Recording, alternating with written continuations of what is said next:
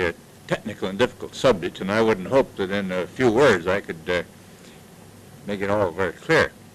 But I would think that the principal difference between the Western powers and the Soviet Union relates to atomic weapons. The Soviet Union has always insisted that we should try to abolish atomic weapons. The trouble there is that the scientists indicate that there is no way in the world whereby you can surely do that. And the Soviets themselves admit it. And we therefore do not want to have agreements which cannot be controlled, and where, as the Soviet Union itself said in its May 10th, 1955 declaration, a peace-loving state could be caught unawares and destroyed by a state which violated its agreement. So much for atomic weapons, their presence and their possible use. Then there's the question of suspension of testing. The Soviets say we should suspend all testing irrespective of anything else. The Western powers say that suspension of testing should only go hand in hand with measures which will reduce the likelihood of war. Because if there is a likelihood of war, and if there is a likelihood that atomic weapons will be used in war, then the atomic weapons should be as nearly as possible purely military instruments. And we're getting to a point where, as at the beginning, an atomic weapon could do nothing less than kill tens of millions of people, it's getting now to a point where it is really a purely military weapon. And we do not believe it should be eliminated unless you can take steps to eliminate the danger of war.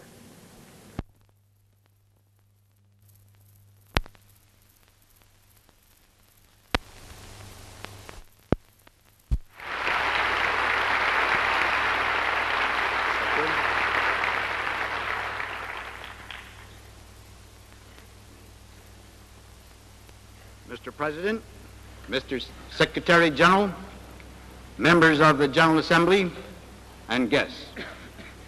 First, may I express my gratitude for the generosity of your welcome. It has been almost 5 years since I had the honor of addressing this assembly. I then spoke of atomic power and urged that we should find the way by which the miraculous inventiveness of man should not be dedicated to his death, but consecrated to his life. Since then, great strides have been taken in the use of atomic energy for peaceful purposes. Tragically, little has been done to eliminate the use of atomic and nuclear power for weapons purposes. That is a danger. That danger, in turn, gives rise to another danger. The danger that nations under aggressive leadership will seek to exploit man's horror of war by confronting the nations, particularly small nations, with an apparent choice between supine surrender or war. This tactic reappeared during the recent Near East crisis. Some might call it ballistic blackmail. Concern. The lawful and freely elected government of Lebanon, feeling itself endangered by civil strife fomented from without, sent the United States a desperate call for instant help. We responded to that call. On the basis of that response, an effort has been made to create a war hysteria. The impression is sought to be created that if small nations are assisted in their desire to survive, that endangers the peace. This is truly an upside-down portrayal. If it is made an international crime to help a small nation maintain its independence, then indeed the possibilities of conquest are unlimited. We will have nullified the provision of our charter, which recognizes the inherent right of collective self-defense. We have no other purpose whatsoever.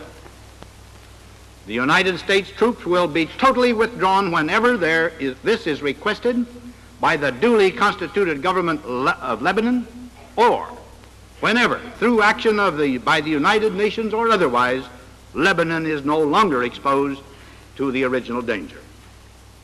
It is my earnest hope that this assembly free of the veto, will consider how it can assure the continued independence and integrity of Lebanon. Thus, the political destiny of the Lebanese people will continue to lie in their own hands. The united delegation will support measures to this end.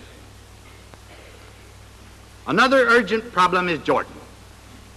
If we do not act promptly in Jordan, a further dangerous crisis may result. For the method of indirect aggression discernible in Jordan may lead to conflicts endangering the peace. We must recognize we stand ready to be corrected. I believe that this assembly should reaffirm its enunciated policy and should consider means for monitoring the radio broadcasts directed across the national frontiers in the troubled Near East area. It should then examine complaints from these nations which consider their national security jeopardized by external propaganda. The countries of this area should also be freed from armed pressure and infiltration coming across their borders. When such interference threatens, they should be able to get from the United Nations prompt and effective action to help safeguard their independence. This requires that adequate machinery be available to make the United Nations presence manifest in the area of trouble. Therefore, I believe that this assembly should take action looking toward the creation of a standby United Nations peace force. The need for such a force is being clearly demonstrated by recent events involving imminent danger to the integrity of two of our members. Action. Now I have proposed 4 areas of action for the consideration of the Assembly in respect to Lebanon, to Jordan, to subversive propaganda, and a standby United Nations force. These measures basically are designed to do one thing: to preserve the right of a nation and its people to determine their own destiny, consistent with the obligation to respect the rights of others. This clearly applies to the great surge of Arab nationalism. Let me state the position of my country unmistakably. The peoples of the Arab nations of the Near East clearly possess the right of determining and expressing their own destiny. Other nations should not interfere so long as this expression is found in ways compatible with international peace and security. All of us, to help the Arab countries fulfill their aspirations, here is what I propose. First, that consultations be immediately undertaken by the Secretary General with the Arab nations of the Near East to ascertain whether an agreement can be reached to establish an Arab development institution on a regional basis. Second, that these consultations consider the composition and the possible functions of a regional Arab development institution whose task would be to accelerate progress in such fields as industry, agriculture, water supply, health, and education, among others. Third, other nations and private organizations which might be prepared to support this institution should also be consulted at an appropriate time. Should the Arab states agree on the usefulness of such a soundly organized regional institution, and should they be prepared to support it with their own resources, the United States would also be prepared to support it. The institution would be set up to provide loans to the Arab states, as well as the technical assistance required in the formulation of development projects.